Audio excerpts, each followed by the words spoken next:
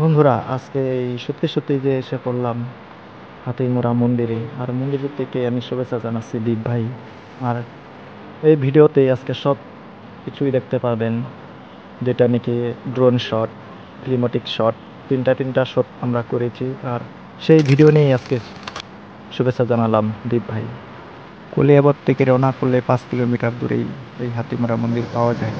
আজকে তাই ছুটে ফিরে চলছি। চলুন আগে গিয়ে দেখি। তবে হ্যাঁ, এই প্রকৃতিগুলো খুবই সুন্দর। আর রাস্তা আসলে ওই সাইডটা দিয়ে অল্প ঘুরে যেতে হয় পাহাড় অঞ্চল দিয়ে। তবে হ্যাঁ, আমরা শর্টকাট যাচ্ছি। আর এখান থেকে 1 কিলোমিটার দূরে। তবে হ্যাঁ, আমরা এটা ডিসাইড করছি যে না, এই সাইড দিয়ে যাবো। হাতিমুরা পাওয়ার আগে 1 কিলোমিটার আগে তো এখানে একটা নতুন করে পার্ক তৈরি করছে। তো এখানে পার্ক একটা তৈরি হচ্ছে। তো সরাসরি আমরা এখানে এসে পড়লাম এই মন্দিরের দিকে। আর আমরা রওনা করবো, ভিতরে ঢুকবো।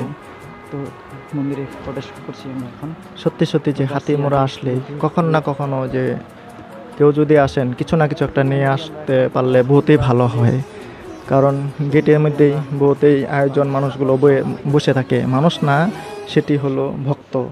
আর যাই হোক, যে যেটা নাকি বাদর, তো ওনারা তো মানুষের আশাতে বসে থাকে যে আমাদের মন্দিরে বা এই আমাদের এলাকা, তো এই জিনিসটার জন্য বসে থাকে। আমরা আজকে সত্যি সত্যি যে খালি হাতে গেলাম, যে দুপুর 2টার দিকে আমরা গিয়ে এখানে পৌঁছালাম, যে সারা দোকান বন্ধ। তথাপিও মনে বহুতই দুঃখ বা বহুতই খারাপ লাগলো। তথাপিও আমি জিজ্ঞাসা করলাম যে এখানে কথা বলতেছি যে বান্দরের সাথে, কিন্তু ওনারা কেউ কিচ্ছু বলবে না, কারণ কিচ্ছু আনি নাই। কিছু একটা বলতে গেলাম যে ভাই কি করছো, পুরা রাগ হয়ে রয়েছে। কিচ্ছু আনি নাই, তার জন্য মনে হয় রাগ হয়ে রয়েছে।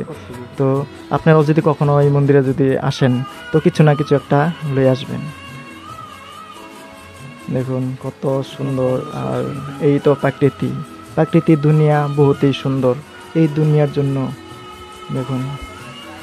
তো চলি আগে আগে, তো তারপরে পাওয়া গেছে এগুলো দেখাবো।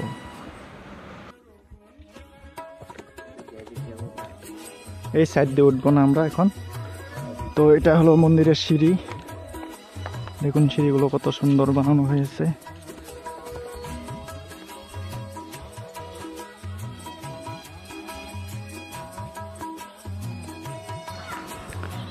ছুটে পড়ে যাচ্ছি সেই উপরে, কখন পাবো।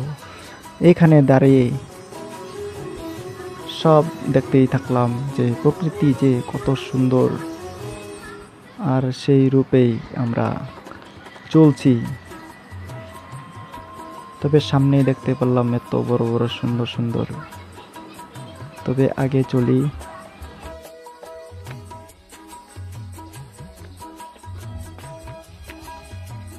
সেই সময়টার মধ্যে কিন্তু এই প্লেসটা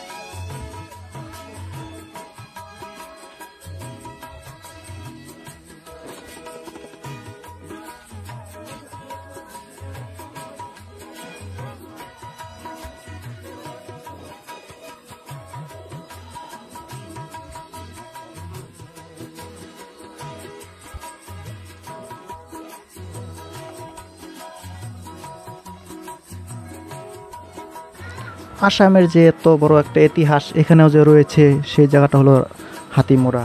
আর সেই মন্দিরটাই দেখলেই বোঝা যায় বা জানা যায়, মনে একটা অনুভব আসে। আর বহুত মানুষের সাথে আমি এখানে কথা বলেছি, জেনেছি, পূজারীর সাথে জেনেছি। তো ওনারা বলছে যে আসামের ইতিহাস এটাই, 1423-এ মন্দিরটা নির্মাণ করছিলেন এবং লাসিত বরফুকনে। তবে ড্রোন শট করি এখন। দেখুন ড্রোন শটটা নিয়ে বন্ধুরা, এই হলো রহস্য। আরও দেখুন উপরের থেকে যদি দেখা যায় কত সুন্দর একটা অনুভূতি একটা মনে হয়। সেই আজকে আপনাদেরকে এই ভিডিওগুলো দেখাতেও ভালো লাগে, সবই ভালো লাগে দেখুন। আর আজকে যে জায়গাতে আমরা এখানেও আসছিলাম, যে ড্রোন শটে যে দেখছিলেন এই যে নদীর পাড়ে, যে সেটাও আমি দেখাবো। আর সেই মন্দিরে প্রবেশ করতেই যে দেখুন কত সুন্দর একটা মন্দির। তো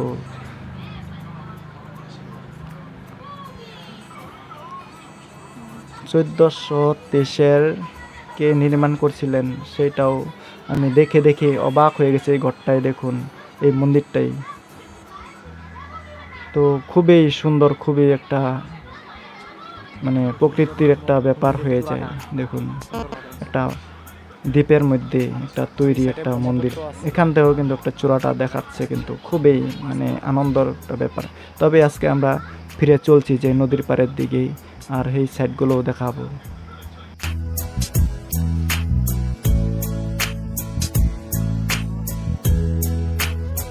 এখানে মাছের শব্দ, হ্যাঁ